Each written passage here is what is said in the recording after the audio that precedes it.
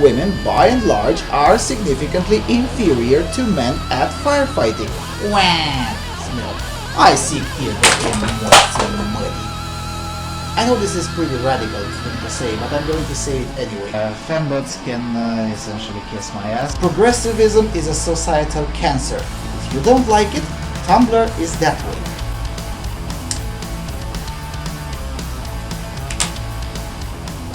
Oh, hi there. Welcome to the Freedom Alternative. Look, I've said it quite a few times in the past that the academia, especially in the English-speaking area of the planet, is by and large a joke. An expensive and utterly tasteless one, but a joke nonetheless. And nothing proves this point more than the University of California's tools for recognizing microaggressions and the messages they send. And yes, it sounds exactly as bad as it says. So let's take a look, shall we? Okay, so this is the University of California's PDF. Now, let's look at here. The tool for recognizing microaggressions and the messages they send. And in the first column, in the left, we have the themes. In the middle column, the microaggression examples. And in the right, the message that it sends, at least according to the ideologues who have actually made this table. So let's look. The first theme, alien in one's own land. Here are some examples of microaggressions. Where are you from, or where were you born? Oh, you speak English very well. Now, wait a minute. So, if someone compliments my English level, I'm supposed to feel triggered? I mean, what? A person asking an Asian American or Latino American to teach them words in their native language. So, that means, wait a minute. I mean, if someone asks someone else, look, your native tongue is what? Chinese or Spanish? Can you please tell me how to say hello in your language? That's a microaggression? I mean, and the message apparently is your ethnic or racial identity makes you exotic. Well, yes, so what? I mean, so what? When people go to, for instance, North Korea, most people who go there are Europeans, racially speaking. So yeah, they are exotic there. What's the problem? Come on. It goes even further than that. For instance, the second one is Ascription of Intelligence. And microaggression examples, you are a credit to your race. Well, I can sort of agree with that one, although, again, for instance, if you're in an institution where, for instance, there has never been, I don't know, a Kenyan guy to ever graduate there, and now suddenly a Kenyan guy graduates with honors and whatnot, well, that might actually make sense. Also this one, to an Asian person, you must be good in math. Can you help me with this problem? What's so wrong about that? I mean, it's quite a known fact that Asians tend to be quite good at mathematics. And, I don't know, the so-called offended party can just say, no, actually I do suck at math. But you can ask the next guy in there, he knows the deal. Or something like that. Does it really have to be banned by a university code of conduct? Jesus Christ.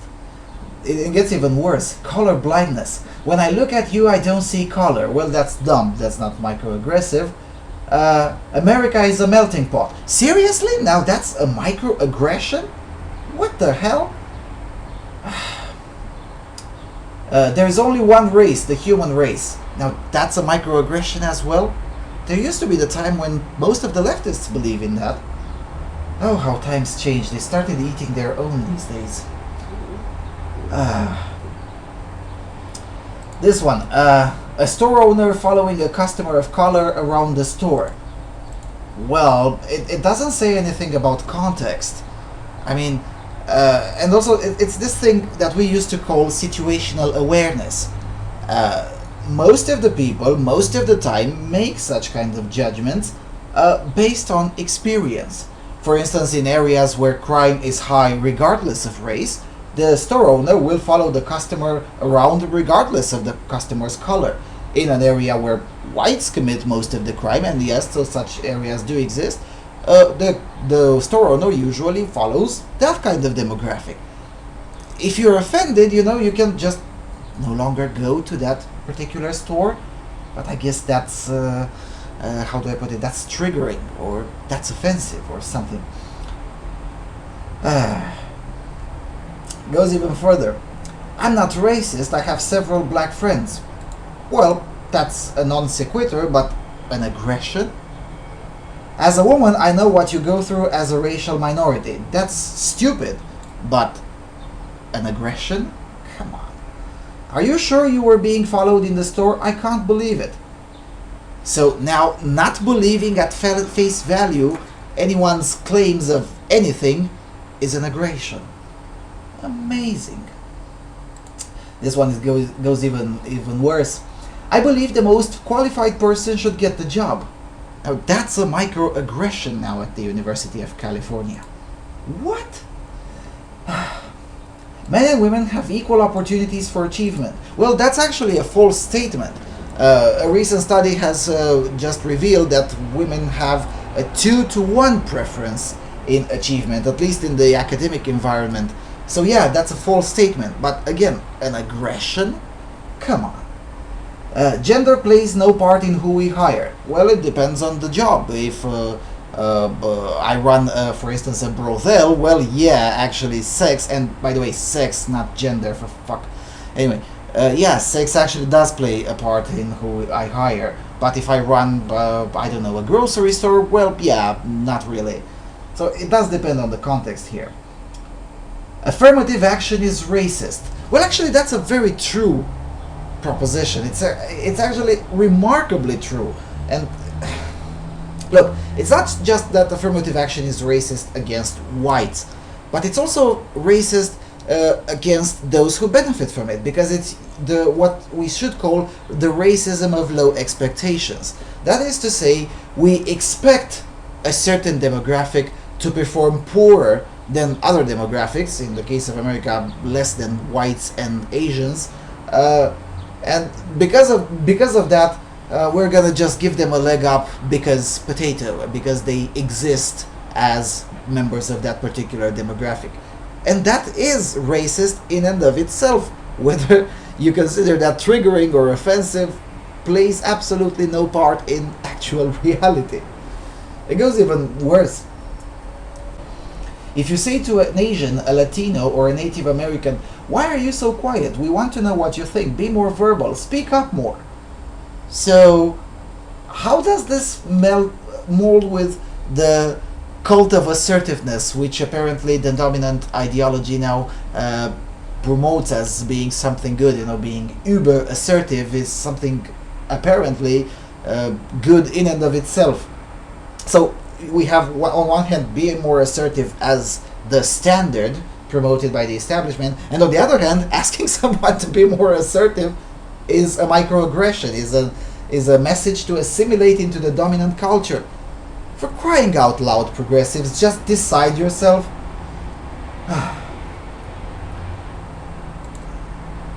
Asking a black person, "Why do you have to be so loud or animated? Just calm down."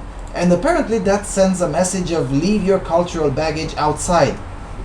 Wait a minute, isn't this in and of itself racist? I mean, assigning skin color to behavior.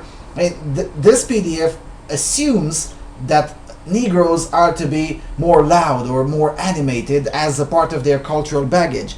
And telling to one such person to be less loud is an insult to their cultural baggage. Haven't these people met, I don't know, introverted black people? Because I have. I mean, come on. And Jesus Christ. Why are you always angry? Anytime race is brought up in the classroom discussion. And apparently this one sends a message that there is no room for difference. Really? Well, isn't this the standard response whenever someone dares to make a case against affirmative action? Just saying. The last three are actually gold. Not wanting to sit by someone because of his or her color. Apparently that's a microaggression. Now, for starters, how do you know? Or we're just supposed to assume that because someone doesn't want to sit by someone else who happens to be of a different racial background, then that there has to be, because they're racist. It couldn't possibly be any other myriad of reasons, such as, I don't know, they don't get along each other quite well, they just had a fight, or I don't know, I don't like the seat that person chosen and I want a seat closer to the blackboard, or things of that nature. I mean, really? Do we have to assume racism on everything? Saying you people. Come on, really? That you people is now racist or a microaggression? I mean, come on. What are you supposed to do instead of saying you people? I don't know. We should all say y'all. Y'all is also bad, and you guys is sexist. How the hell are we supposed to refer to a group of people other than you people? I mean, can progressives be more insane than this? This one is even worse. Raising your voice or speaking slowly when addressing a blind student. I mean, really? And how is this an aggression? And especially an aggression that, I mean, it says here that it transmits the message that a person with a disability is defined as lesser in all aspects of physical and mental functioning. No, but given that blind people tend to have more acute hearing, and that's a scientific fact, it actually kind of makes sense to speak slower when addressing a blind person. And it also makes sense to speak louder when addressing a person with a hearing disability. I mean, come on, are we supposed to deny everything now? Because, Jesus Christ. Next category, sexist, heterosexist language. And yes, it's really that good. Using the pronoun he to refer to all people. Now look, this is not going to disappear anytime soon, because English, just like most Indo-European languages, tends to respect the rule that comes from the Latin language, that is to say, the rule of masculine neuter. So when you have to define an individual, a generic individual, you're going to use the neutral form, which is he. And and even some languages, not English, but some languages even have different forms for the plural. In English, that's they, and that's it. In other languages, there are usually two forms for when it's a group of women, or a group of men, or a group of men and women. So yeah, this kind of thing won't go away anytime soon. And calling this a microaggression, that is something to be policed and banned from the premises of the university, is utter insane. Being forced to choose male or female when completing basic forms. Oh, Jesus fucking Christ, this is utterly retarded. No, whether you like it or not, people are men and women. Period. Yeah, sure, there is a certain portion of people that are born, we call them intersex, but to call an aggression because, you know, basic forms cater to the 99.9% of the population is utterly moronic.